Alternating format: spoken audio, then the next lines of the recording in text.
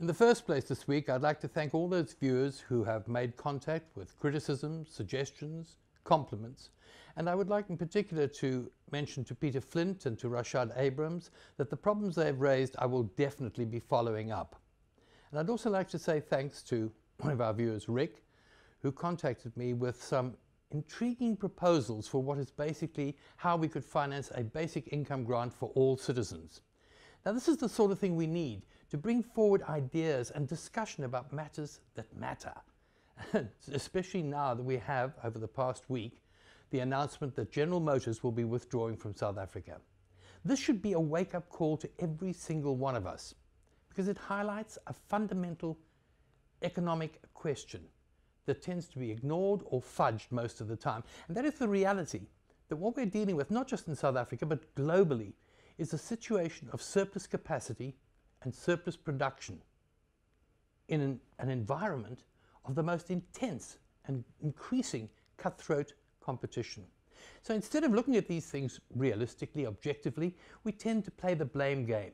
We've heard over the past week that the reason for GM withdrawing is because of the recent cabinet reshuffle, or the fact that we've descended into junk status by some of the agencies. And the free marketeers, of course, always will blame greedy workers and unrealistic wage demands.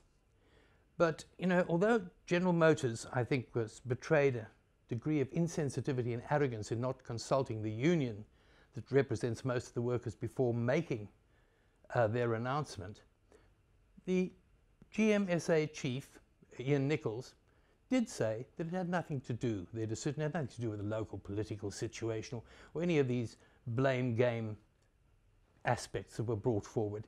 No, it was part of what he called a global review. Now, they're also, as part of this review, pulling out of India and closing down their offices in Singapore. It's the example of the dilemma that faces all major companies right around the world as they try to maintain profits in this world of surpluses and intense cutthroat competition.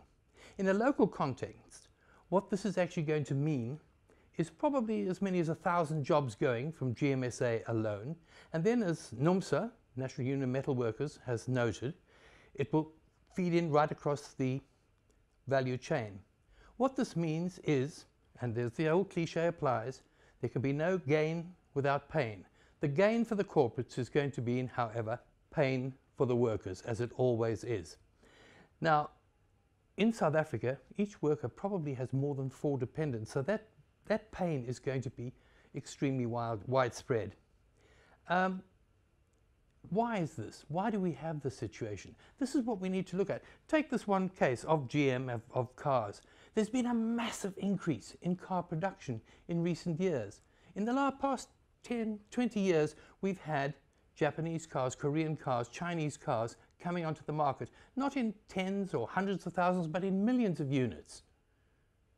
Who's going to buy them all? Who's going to drive them all? Especially when, with robotics and automation, fewer and fewer workers are being employed to produce the things. Anyhow, that's the focus. That's going to be the focus of my Inside Labour column this week, which you can access on this platform, Fin24, tomorrow, and a version of which will appear in the City Press on Sunday. But this really is a time to hear from you with your analysis, your suggestions, your perhaps depression about the situation. But let's have a look at it. Let's try and work out what we can do. Just send in your questions, suggestions, etc. to editor@fin24.com. That's editor@fin24.com. And for this week, that's all from me. Cheers.